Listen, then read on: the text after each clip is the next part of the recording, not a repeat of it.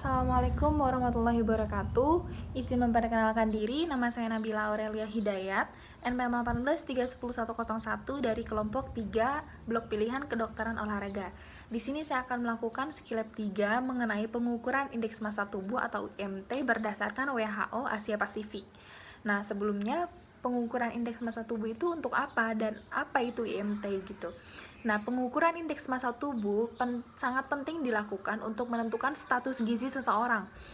Nah, berbagai penelitian mengatakan bahwa IMT yang berlebih atau overweight atau obesitas dapat meningkatkan risiko-risiko seseorang untuk menderita berbagai penyakit. Contohnya, penyakit diabetes mellitus, penyakit hipertensi, lalu penyakit-penyakit kardiovaskular lainnya. Nah, indeks massa tubuh juga mempengaruhi tingkat kesehatan dan juga kebugaran kardiorespirasi seseorang. Nah, oleh karena itu pengukuran IMT atau indeks massa tubuh yang tepat menentukan rencana tindak lanjut petugas medis terhadap kesehatan seseorang. Nah, di sini beberapa kriteria klasifikasi indeks massa tubuh berdasarkan WHO Asia Pasifik. Indeks massa tubuh kurang dari 18,5 itu masuk kategori underweight atau berat badan di bawah. Nah, untuk IMT sekitar 18,5 sampai 22,9 itu masuk dalam kategori normal weight atau berat badan normal.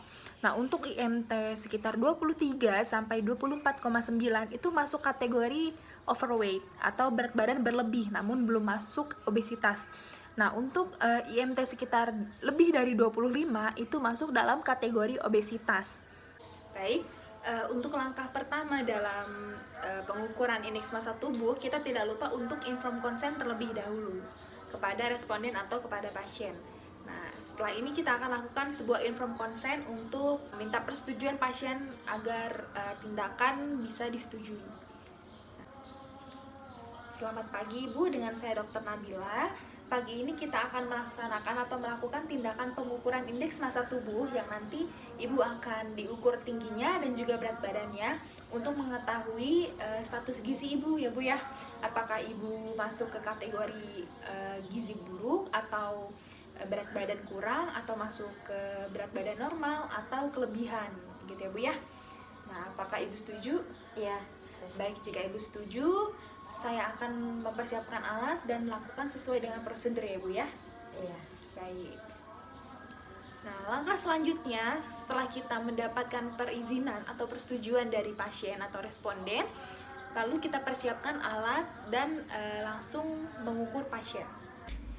Untuk alat dan bahan dikarenakan keterbatasan alat, di sini untuk pengukur badan atau mikrotois kita menggunakan meteran yang biasa, dan di sini juga adanya timbangan untuk penunjang pengukuran indeks massa tubuh. Langkah selanjutnya adalah pengukuran tinggi badan. Langkah pertama, pasien hendaknya melepaskan alas kaki, jam tangan, ikat pinggang, serta alat-alat yang dapat mempengaruhi pengukuran. Nah, untuk pengukuran tinggi badan, dengan menggunakan meteran ini, pasien berdiri tegak sejajar dengan bidang vertikal atau dinding, dengan mikrotois atau meteran. Kepala bagian belakang, pundak, pinggul, dan tumit belakang menempel pada dinding, dan setelah itu tarik mikrotois hingga menyentuh kulit kepala atas dan catat satuan meternya. Langkah selanjutnya adalah mengukur berat badan dengan menggunakan timbakan yang terkalibrasi. Di sini ditemukan berat badan pasien 43,55. Selanjutnya adalah melakukan perhitungan indeks massa tubuh, di mana di sini kita hitung indeks massa tubuh pasien dengan menggunakan rumus berat badan dibagi dengan tinggi badan pangkat 2 meter persegi. Nah, selanjutnya untuk berat badan pasien ditemukan ada 43,55 kg dan tinggi badan pasien ditemukan 148.